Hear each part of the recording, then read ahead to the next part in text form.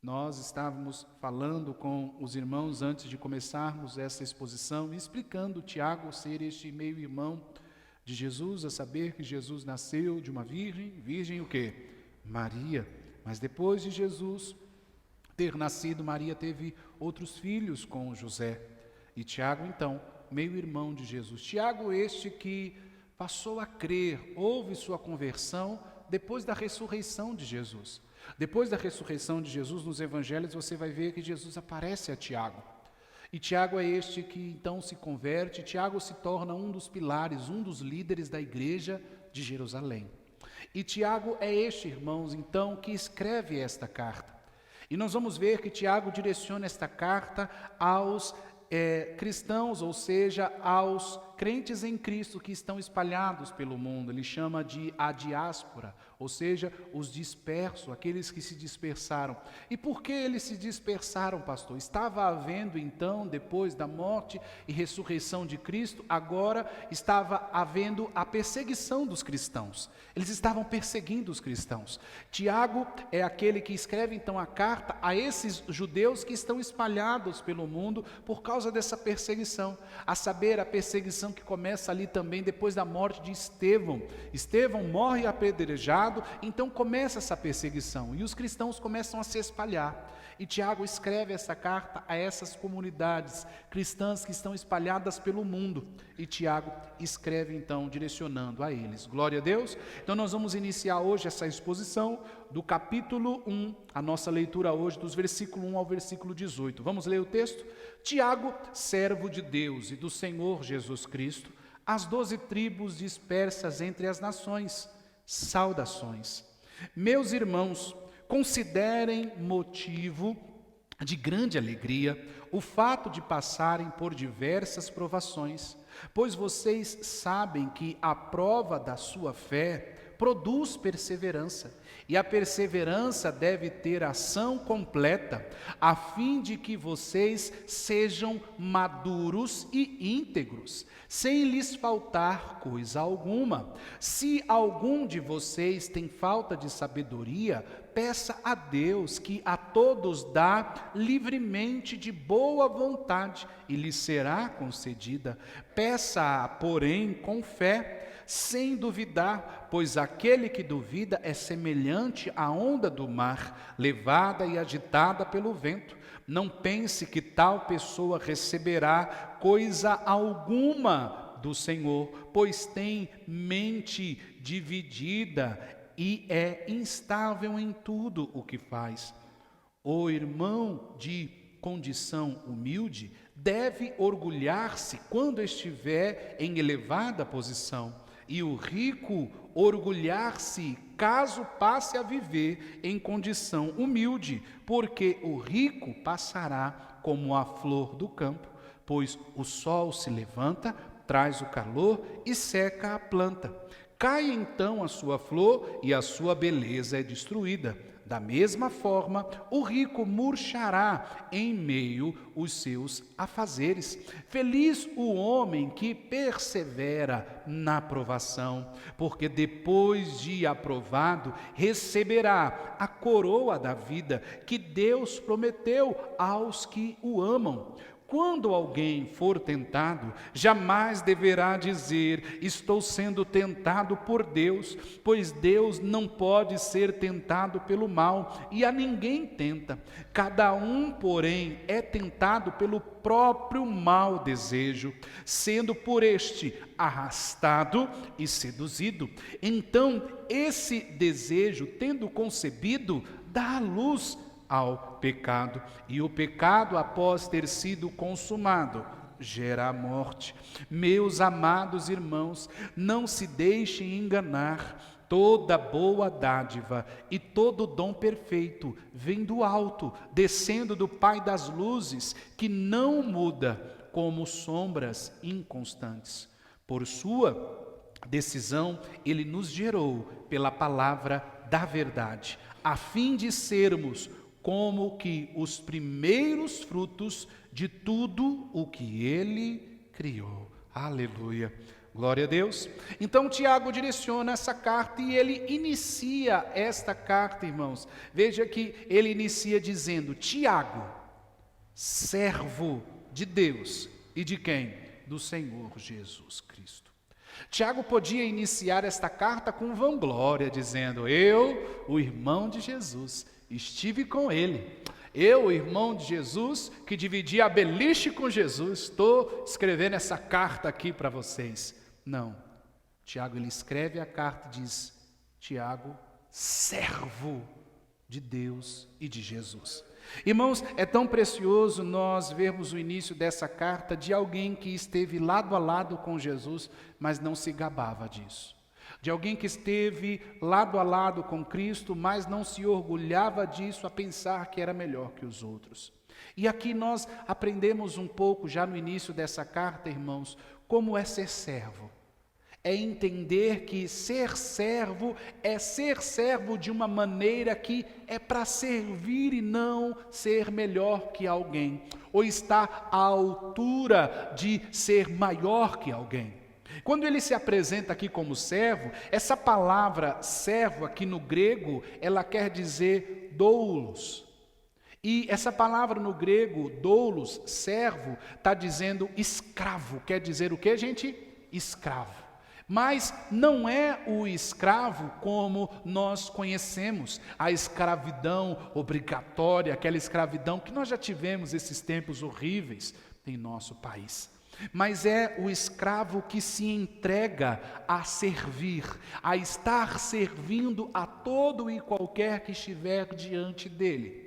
É o escravo que não é, que só recebe ordens e é direcionado por seu senhor. É o escravo que está para servir a todos.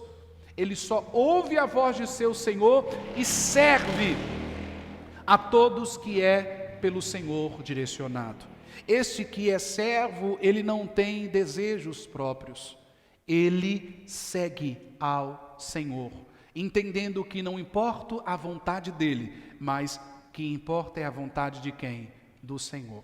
Este é o escravo, este é o ser servo de Cristo. Igreja, e nos dias de hoje, aonde todos buscam ser deuses dos seus próprios ventres, como diz a palavra do Senhor, ou seja, buscam a si mesmos as suas próprias vontades.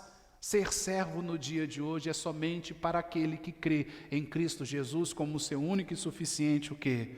E a Ele entrega a sua vida. Porque ser servo hoje em dia, aonde o evangelicalismo oferece mudança de vida, transformação de vida, oferecem-se um Jesus que te enriquece, oferecem um Jesus que te cura, oferecem um Jesus que pode pegar sua vida do pó e fazer você se reerguer, ser vitorioso, um Jesus que muda a sua vida, que transforma.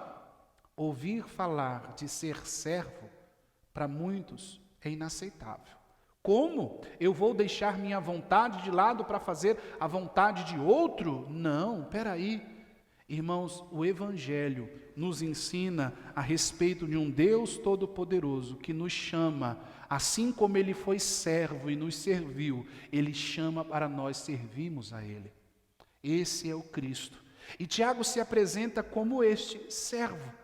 Doulos, escravo, ele está dizendo, eu sou escravo de Deus e de Jesus Cristo, para fazer a vontade dEle. Aí você diz, mas pastor, e as minhas vontades e os meus desejos?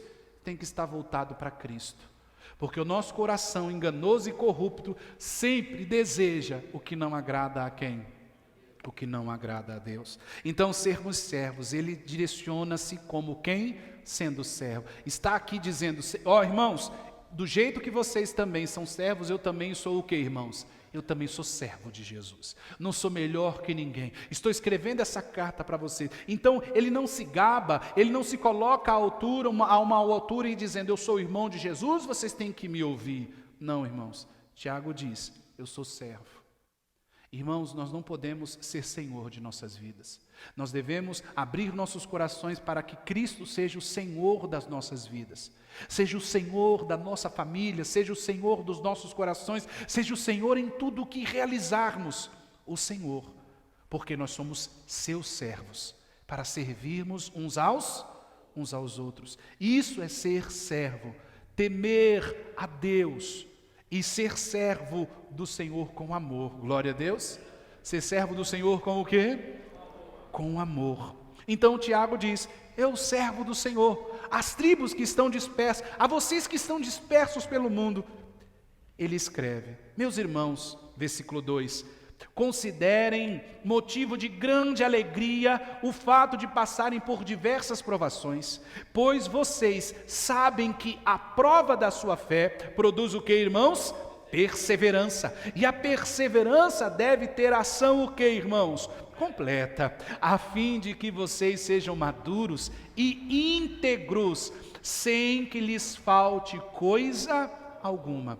Tiago fala, irmãos, de sermos maduros, de sermos crentes maduros, que sejamos completos. Em algumas versões bíblicas, que sejamos perfeitos. Em algumas versões, talvez a sua versão pode estar que sejamos perfeitos. Mas o perfeito aqui é ser completo, é ser maduro em Cristo, é entender que lutas e dificuldades tendem também a nos ensinar. Lutas e dificuldades e provações que passamos tendem a produzir em mim e em você caráter genuíno de cristãos. Porque, irmãos, quando o Tiago fala para a gente se alegrar nas tribulações, ele não está sendo masoquista aqui, dizendo assim, fique feliz quando você estiver sofrendo. Não é isso. Alegrem-se que é por meio destas tribulações, é por meio destas dificuldades que vocês são forjados, são tratados para serem cristãos de verdade. Porque, irmãos, é fácil sermos cristãos quando há dinheiro no bolso, saúde para dar e vender. Mas sermos cristãos e tementes a Cristo, sofrendo perseguições, sermos cristãos e tementes a Cristo quando as coisas vão mal em nossa vida, quando estamos sofrendo tribulações, quando vem uma notícia de doença na família, quando vem uma situação difícil que estamos vivendo, aí que é o momento do qual nós, passando por estas situações, produza a nossa fé, venha produzir a perseverança de não deixarmos o caminho da fé. Quantas são as pessoas que você conhece que por causa da luta, da dificuldade, não congregam mais? Quantas são as pessoas que você conhece que por causa das dificuldades falam assim, para que ir para a igreja? Porque olha, por exemplo, o pior, irmãos, escuta uma coisa, o pior, acho que não tem, falar assim, tem pessoa que fala assim, se está ruim com Cristo, imagina sem Ele. Irmãos, da onde a gente tira isso?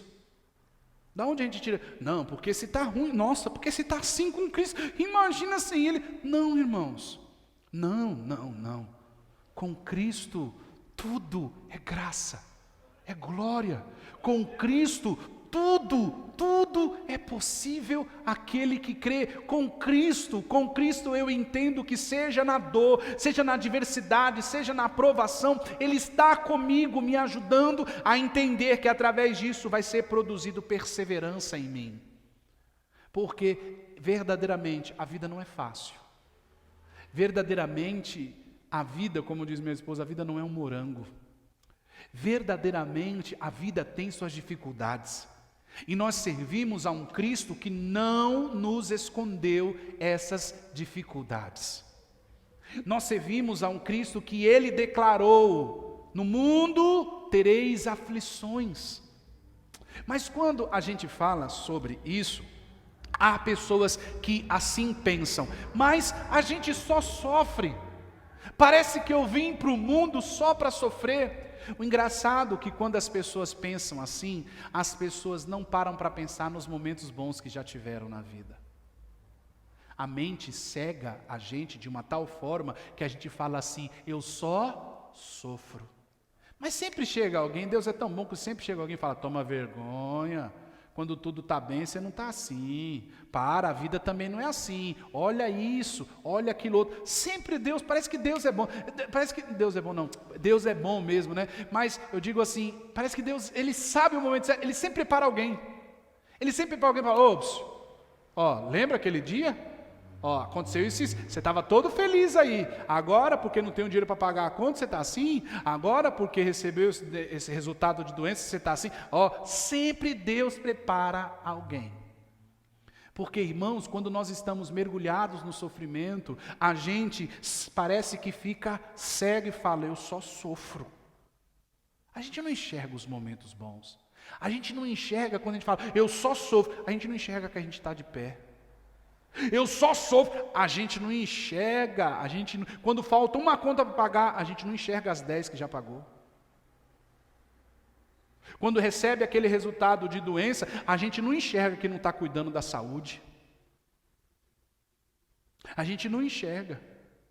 Só que aqui Tiago está dizendo, meus irmãos, considerem por motivo de grande alegria, ao passarem por diversas, o que, irmãos? Provações.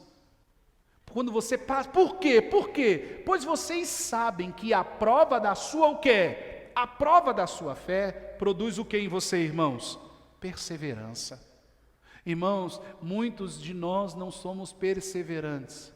Muitos de nós queremos desistir nas primeiras lutas. Veja, Tiago direciona essa carta para pessoas que saíram de suas cidades, para pessoas que fugiram para outras cidades, para não morrer por causa da perseguição. E aí Tiago escreve essa carta dizendo, gente, vocês estão passando por essas provações, mas se alegrem, porque vocês estão aprendendo a ser perseverantes. Perseverem, porque isso vai produzir em você um caráter. Porque, irmãos, para pensar, se nós fôssemos pessoas que desistíssemos nos primeiros momentos das dificuldades da nossa vida, nós estaríamos aqui? Quantas dificuldades você já enfrentou? Quantos tempos difíceis você já enfrentou? Quantas situações que você enfrentou e você imaginou, daí eu não passo, acaba aqui. E Deus, por meio de sua graça e misericórdia, sustentou você, e você está aqui. Isso produzindo em você perseverança. A fé que temos nos produz em nós o que, irmãos? Perseverança. Precisamos ser crentes verdadeiros, irmãos. Como diz o ditado, nós não podemos ser crente Nutella. Nas primeiras dificuldades a gente já não quer orar mais. Olha como somos, como você tem sido como crente. Você tem sido cristão perseverante. A sua fé tem produzido em você essa perseverança, ou você é aquele que sempre está querendo desistir? Tiago fala que esta fé que temos em Cristo produz em nós o quê? Perseverança, porque as tribulações são motivos. Por que tribulações são motivos de alegria, pastor? Porque é assim que você vai se fortalecer. Porque ninguém é fortalecido quando tudo vai bem. Quando tudo vai bem a gente abre a guarda. Quando tudo vai bem a gente não quer orar. Quando tudo vai bem a gente não quer saber. Quando tudo vai... meu amigo, o ser humano só basta dar um tijolinho para ele, que ele quer subir e dar discurso. Quando as coisas estão bem, o ser humano não quer se preocupar. Quando as coisas estão bem. Vamos dar um exemplo. Quando a gente fala sobre saúde, esses dias eu conversava com uma pessoa que dizia assim, mas fulano é novo ainda, não precisa se preocupar com isso não. A gente é assim. Quando tudo vai bem, quando estamos joviais, a gente não se preocupa com as coisas. Agora quando começa, faz uns estralos, faz umas coisas, aí a gente fala, tô ficando o quê? Tô ficando velho. Mas quando tudo está bem, nós abrimos a guarda, a gente não tem preocupações. Tiago está dizendo que por motivo das lutas, ao passarmos por elas, nessas provações, vocês sabem que a prova da sua fé produz o que, irmãos? Perseverança. Lutas existem, e Tiago está dizendo, irmãos, lutas existem. Tiago não está trazendo um evangelho triunfalista. Irmãos, hoje em dia, deixe-me dizer uma coisa, hoje em dia parece que é proibido nas igrejas falar sobre problemas, falar sobre dificuldades, lutas, parece que é proibido falar. Tem que só levantar as pessoas, dizer que você vai vencer, dizer que Deus é contigo para te fazer cabeça e não cauda, dizer que Deus vai te levantar, dizer que Deus vai fazer isso com você, dizer que Deus não quer te ver triste, parece que é proibido falar sobre tristeza, dor, problemas nas igrejas. Mas aí você pensa, e é verdade, pastor, porque, poxa, a gente passa por problemas semana toda, muita dificuldade, chega na igreja, a gente tem que ouvir uma coisa boa, uma palavra que nos levante. Não, irmãos, não, irmãos. A palavra do Senhor está dizendo que as lutas vão nos deixar fortes. As lutas vão fazer eu e você sermos maduros. Ah, então eu vou querer luta. Não, irmão, não é que você vai querer luta, é que a vida é difícil, temos dificuldades nela. Temos dificuldade, o pneu do carro fura. Temos dificuldade, você chega para comprar uma coisa, o negócio já está fechado. Temos dificuldade, você perde a hora. Temos dificuldade, aquilo que você planejou para dar certo não deu certo. Portas se fecham. Aquela consulta que você já está esperando 4, 5 meses, você perde. Você é decepcionado. Perde emprego e assim por diante. Ou seja, coisas ruins acontecem para todos nós. Mas somos maduros para enfrentar estas situações? Nós estamos vivendo um tempo de geração de cristãos aonde estão desistindo de Cristo por tudo. Por tudo. Por o que, igreja? Por tudo. Aí no versículo 4 ele diz, e a perseverança deve ter ação o que, gente? Deve ter ação completa. A fim de que vocês sejam o que, irmãos? Sejamos o que? Maduros e íntegros, sem que lhes falte o que, irmão? Coisa alguma. Ser maduros, ser crentes maduros, completos. As lutas também vão nos fortalecer. Porque, irmãos, é um tal de, não vou orar não, para que eu vou orar? Olha a minha vida como está. Ai, para que ir na igreja? Porque parece que quanto mais vai, parece que as coisas pioram. Que crente maduro é você? Que crente completo somos nós, que as lutas, ao invés de nos fazermos nos apegar a Deus e perseverantes, fazem a gente desistir.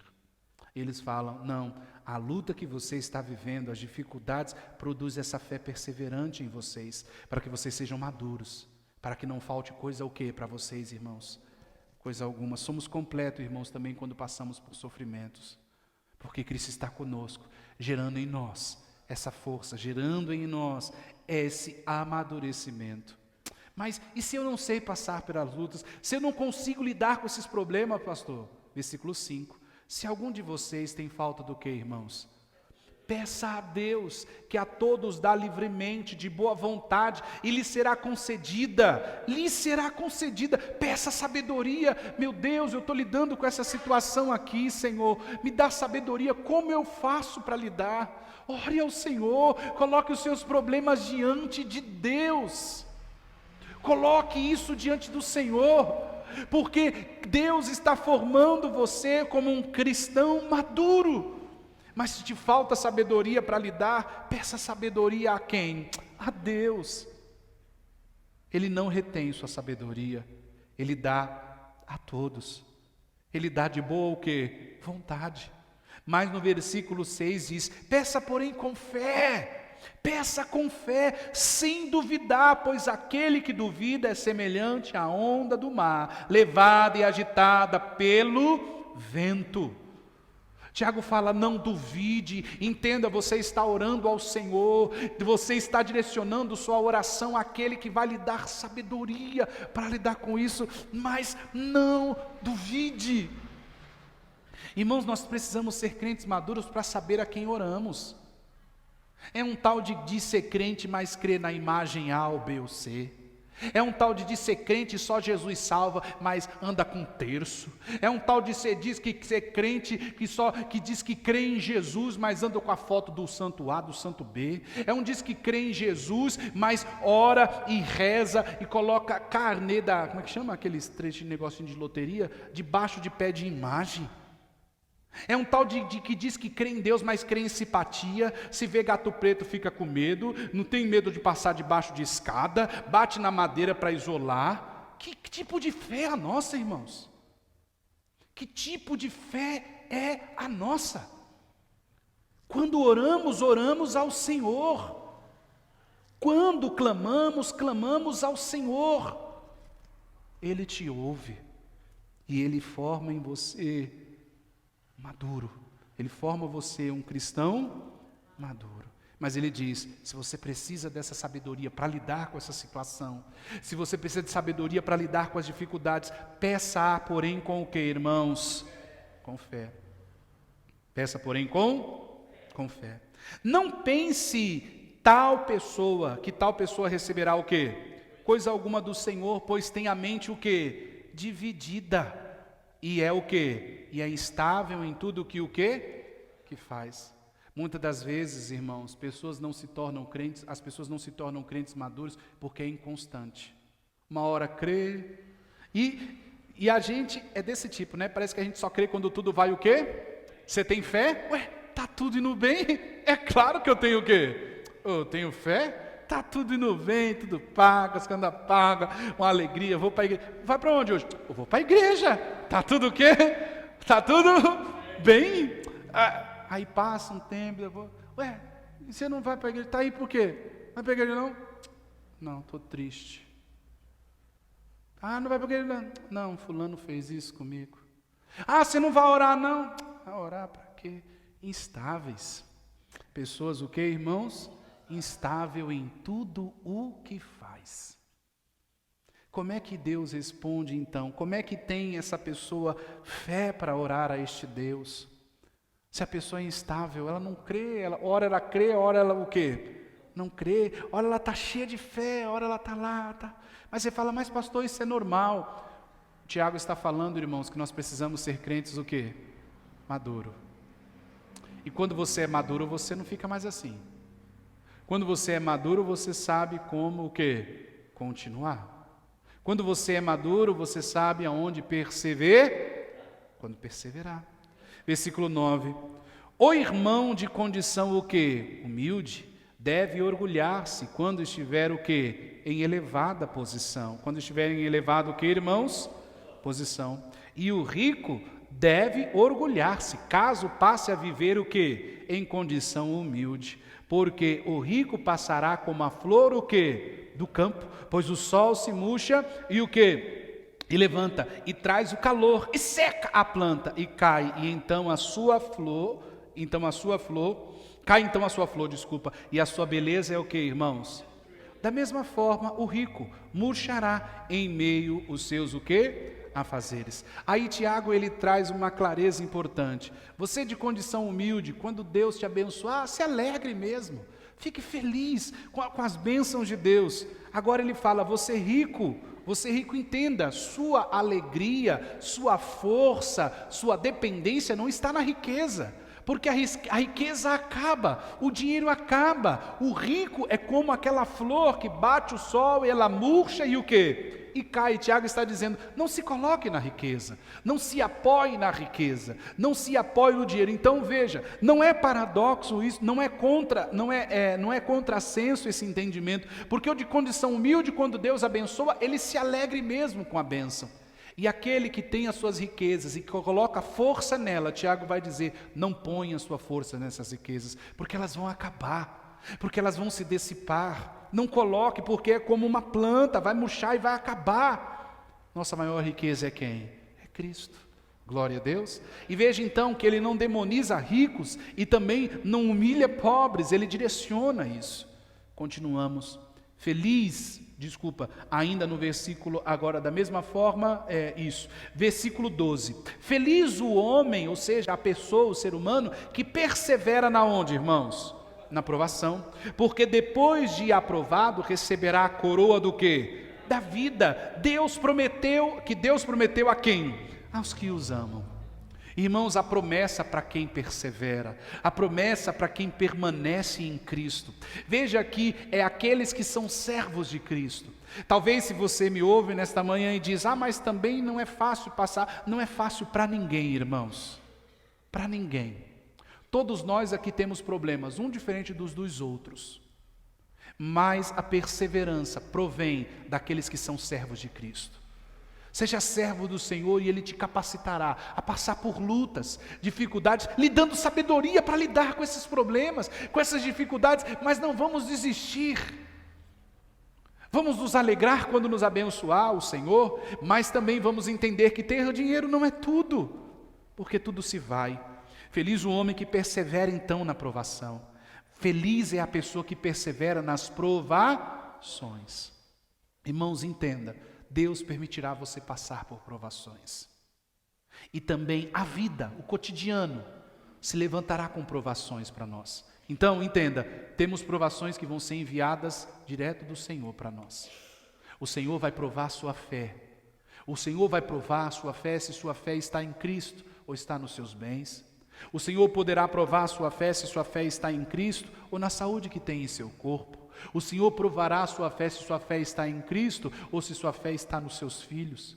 O Senhor provará a sua fé, se sua fé está em Cristo ou está naquilo que está ao redor da sua vida. Enquanto você tem tudo ao seu redor e não perdeu nada, Cristo é seu Deus. Mas se algo é tirado de você, Ele não é mais seu Senhor. Versículo 13. Quando alguém for tentado, jamais deverá dizer o que, irmãos? Jamais deverá dizer, estou sendo tentado por quem? Por Deus. Jamais. Pois Deus não pode ser tentado pelo quê? Pelo mal. E a ninguém tenta. Cada um, porém, é tentado pelo seu próprio mau desejo, sendo por este arrastado. E o que, gente? Seduzido. Então esse desejo, tendo concebido, dá a luz ao pecado. E o pecado, após ter sido consumado, gera morte. Ou seja, Deus não nos tenta, Deus não nos envia tentações. As tentações estão aí, sendo pelo diabo ou pela cobiça do nosso o quê? Nós sabemos que o diabo é tentador, mas também os desejos do nosso coração podem nos conduzir a tentações. Aquilo que eu desejo, seja na minha mente, seja no meu coração, pode me levar a pecar contra quem? Pode me levar a pecar contra Deus. Por isso, irmãos, nós sempre temos que fazer uma autoanálise do nosso coração. Naquilo que desejamos, se verdadeiramente é do que agrada a quem? Porque pode ser um pecado e vai me levar à morte espiritual. Quantas são as pessoas que só fazem os seus desejos, já morreram espiritualmente? E aí continuamos o texto, porque seduzidos são arrastados, então o pecado me arrasta para longe de quem? De Deus, né? E aí gera a minha morte espiritual. Versículo 16, meus amados irmãos, não se deixem enganar, toda boa dádiva e todo dom o quê? Perfeito, vem do alto, descendo do Pai das luzes, que não muda, como sombra o quê? Inconstante. Tiago está dizendo, irmãos, aqui, que tudo que é bom vem de quem? Vem de Deus. Então a tentação, ela é ruim, não provém de Deus. Não provém de quem? De Deus. Deus direciona tudo o que é bom. Tudo o que é bom só pode provir de quem? De Deus. Ele desce sobre nós com a sua bondade, sua graça. E o que é bom gerado ao nosso entorno, provém de quem? Provém do Senhor. E aqui finalizamos. Por sua decisão, por sua decisão, Ele nos gerou, pelo que, irmãos? Pela palavra da verdade, a fim de sermos como os primeiros frutos de tudo o que Ele, o quê? Criou. Irmãos, Tiago deixa bem claro por onde eu e você somos gerados. Pela palavra de quem? De Deus. Eu e você somos gerados como cristãos verdadeiros por meio da palavra de Deus. Irmãos, não deixe passar desapercebido a palavra de Deus sobre a sua vida. Não se recuse a lê-la, não se recuse a colocar em prática a palavra. Nós somos gerados por meio dela. A palavra de Deus sendo praticada em nós mostra esse novo nascimento sendo gerado. O poder da palavra de Deus é regenerador, é transformador. E Tiago vai dizer, por sua decisão, Ele nos gerou pela palavra da verdade. Havia uma mentira sobre nós, estávamos condenados à perdição eterna. Mas Deus, por meio de sua palavra, Cristo Jesus, o Deus encarnado, direcionando, eu sou o caminho da verdade e da vida, nos trouxe vida nele. E essa palavra nos gerou como novas criaturas em Cristo Jesus.